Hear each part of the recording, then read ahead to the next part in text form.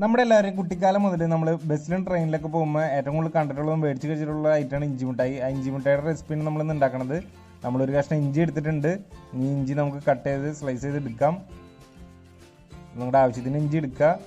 ഒരുപാട് ഇഞ്ചി കൂടി പോകരുത്. ഒരുപാട് കൂടി കഴിഞ്ഞൊരു കൈപ്രസം വരും. ഇനി നമുക്കൊരു മിക്സിയുടെ ജാറിലിട്ട് നമുക്ക് നന്നായിട്ട് അരച്ചെടുക്കണം.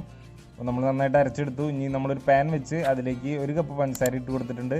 ഇനി അതിലേക്ക് നമുക്ക് 1 ഗ്ലാസ് വെള്ളം കൂടി ചേർത്ത് നമുക്ക് നന്നായിട്ട് പഞ്ചസാര ഒന്ന് ഉരുക്കിയെടുക്കണം. ഒരു നൂല് പരുവാവണ വരെ നമുക്കൊന്ന് ഉരുക്കിയെടുക്കാം. അപ്പോൾ നമ്മുടെ പഞ്ചസാരക്ക് നന്നായിട്ട് ഇതേ ഉരുക്കി വന്ന് തുടങ്ങിയിട്ടുണ്ട്. നമുക്കൊന്ന് നോക്കാം. അപ്പോൾ ഒരു നൂല് പരുവായി തുടങ്ങിയിട്ടുണ്ട്. ഇതിലേക്ക് നമുക്കൊരു 3 ഏലക്കായ ചതച്ചും കൂടി ചേർത്ത് കൊടുക്കാം. നല്ലൊരു ഫ്ലേവറിന് നല്ല ടേസ്റ്റിന് വേണ്ടിയിട്ടാണ്. ഇനി ഇതിലേക്ക് നമ്മുടെ അരച്ച് വെച്ചിരിക്കുന്ന നമ്മുടെ ഇഞ്ചി നമുക്ക് ചേർത്ത് കൊടുക്കണം.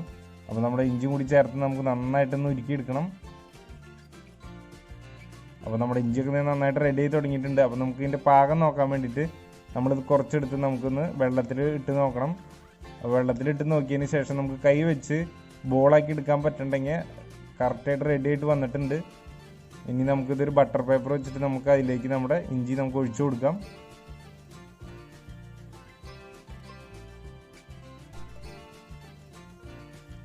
നമുക്കിനി ഇത് ചൂടാറിക്കുമ്പോൾ കൈയോടെ തന്നെ നമുക്കിതൊന്ന് കട്ട് ചെയ്തെടുക്കണം. അപ്പോൾ നിങ്ങളുടെ ആവശ്യത്തിന് അളവിനൊക്കെ കട്ട് ചെയ്തെടുക്കുക. കാരണം ചൂടാറി പോയി നമുക്ക് കട്ട് ചെയ്തെടുക്കാൻ പറ്റില്ല. അപ്പോൾ നമുക്ക് എല്ലാം ഇതുപോലെ കട്ട് ചെയ്ത് വയ്ക്കാം.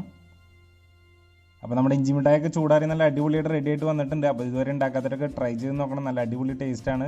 നമ്മളിവിടെ കുറച്ച് ബട്ടർ പേപ്പറും കൂടി പൊതിഞ്ഞെടുത്തിട്ടുണ്ട്. അപ്പോൾ നമ്മുടെ വീഡിയോ ആദ്യമായിട്ട് കാണുന്നവരുണ്ടെങ്കിൽ ചാനൽ സബ്സ്ക്രൈബ് ചെയ്ത് സപ്പോർട്ട് ചെയ്യണേ.